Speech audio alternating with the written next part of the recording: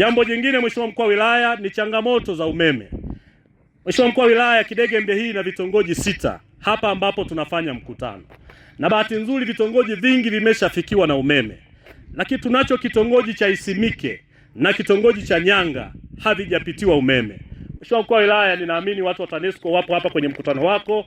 Ninaomba sana Mheshimiwa Mkuu wa Wilaya, tupate msukumo wako ili vitongoji hivi na vyenyewe navyo viweze kupata umeme, wananchi wafurahie matunda ya rais wao. Hapo vipi?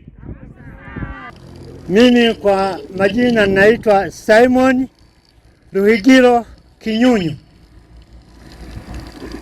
Kwa ujumla mimi nafurahi kwamba serikali imetuona kwa umbali, imetusaidia miradi mbalimbali, lakini pamoja na hayo tumepata halmashauri hapa na tuna watumishi wengi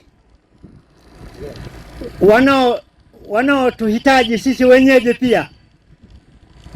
Changamoto tulionayo ni kwamba tuna tatizo la umeme. Kuna kaya 72 ambazo zinazunguka ofisi za halmashauri, wanatumia visiki kumulika. Kwa hiyo tunaomba mkuu wa wilaya utusaidie ili hata watumishi waweze kupata nafasi hata ya kuchaji simu kwenye nyumba zilizopo hata kama ni za nyasi. Kwa hali hiyo, mkuu wa wilaya, tumehangaika kuomba mara nyingi kufuatilia, lakini bado hatujafanikiwa. Hivyo tunaomba mkuu wa wilaya utusaidie ili tuweze kufanikisha, kwa sababu sisi tuko kwenye uso wa jamii na uso wa viongozi, ambapo tunapeleka shida zetu, na viongozi ndio ambao wanatuhitaji sisi wenyeji ili wapate mwanga, wachaji simu, wapate mawasiliano ya kutusaidia sisi wananchi hapa kijijini.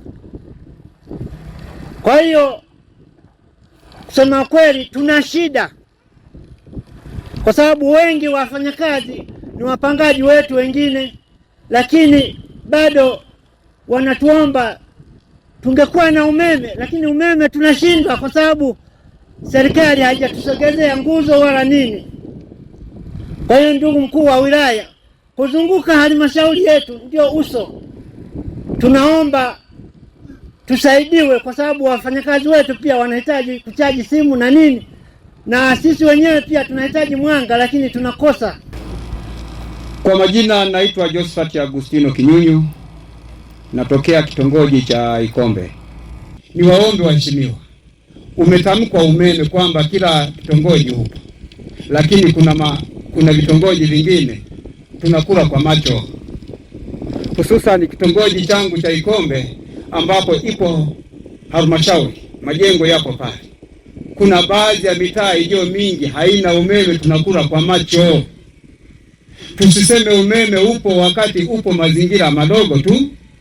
Tuwaombeni waheshimiwa, tupo kwenye sura ya halmashauri kitongoji cha Ikombe, tuwaombe, hebu mtufikirie swala la umeme.